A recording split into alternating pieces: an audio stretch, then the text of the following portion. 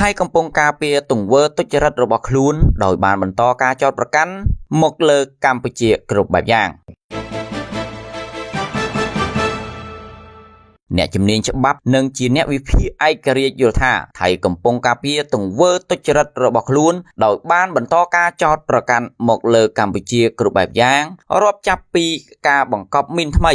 នៅបណ្ដោយព្រំដែនការចល័តតបការប្រើប្រាស់ដ្រូនរហូតដល់ដែនទឹកឯណោះវិញកងទ័ពជើងទឹកថៃបានប្រើប្រាស់ផែនទីខ្នាត1 លើ 50000 ដែលគេដឹងថាជាផែនទីគូជាឯកតោភាគីរបស់ខ្លួនហើយបានចោទថាកងទ័ពកម្ពុជាឆ្លងចូលដីថៃនិងកសាងមូលដ្ឋានប្រតិបត្តិការក្នុងទឹកដីថៃទៅវិញក្នុងសេចក្តីប្រកាសព័ត៌មានចុះថ្ងៃទី15ខែកញ្ញាឆ្នាំ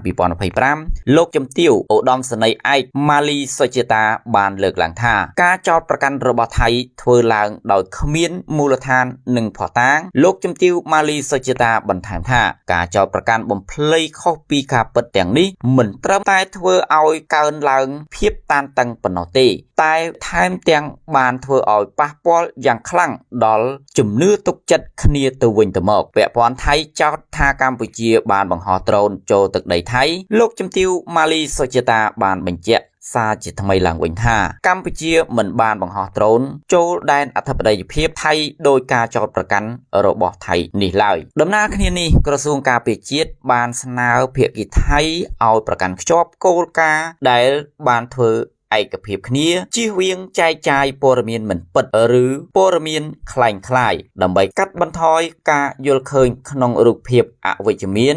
ក្នុងចំណោមសាធារណមតិនិងលើកកម្ពស់បរិយាកាសអំណោយផលសម្រាប់កិច្ចសន្ទនា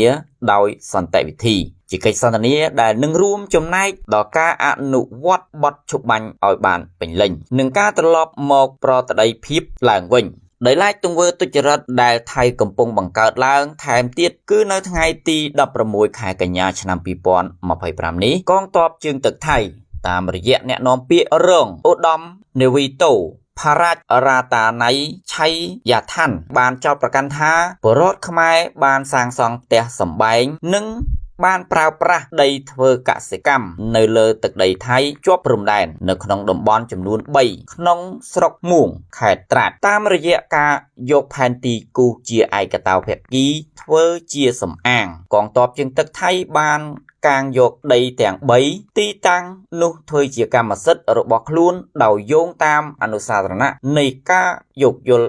43ពាក់ព័ន្ធបញ្ហាចោទរបស់ថៃនេះក្រសួងការពារជាតិកម្ពុជាតាមរយៈអ្នកនាំពាក្យលោកជំទាវម៉ាលីសុជាតាបានថ្លែងនៅល្ងាចថ្ងៃទី16ខែកញ្ញានេះថាកម្ពុជាបានច្រានចោលចំពោះការចោទប្រកាន់ភាគីថៃទាំងបំពាននិងគ្មានមូលដ្ឋានច្បាស់លាស់ដោយកងទ័ពជើងទឹកថៃបានប្រើប្រាស់ផែនទីខ្នាត1 លើ 50000 ដែលគេដឹងថាជាផែនទីគូជាឯកតោភាគីរបស់ខ្លួនមកសំអាងដោយគ្មានការឯកភាពពីកម្ពុជាឡើយលោកជំទាវបន្ថែមថាបញ្ហាទាំងនេះគូបញ្ជូនឲ្យគណៈកម្មាធិការចម្រុះព្រំដែន GBC ពិភាក្សានិងដោះស្រាយស្របតាមអនុសាសនៈនៃការយោគយល់គ្នារវាងរដ្ឋាភិបាលកម្ពុជានិងថៃស្ដីពីការវាស់វែងនិងខណ្ឌព្រំសីមាព្រំដែនគោក MOU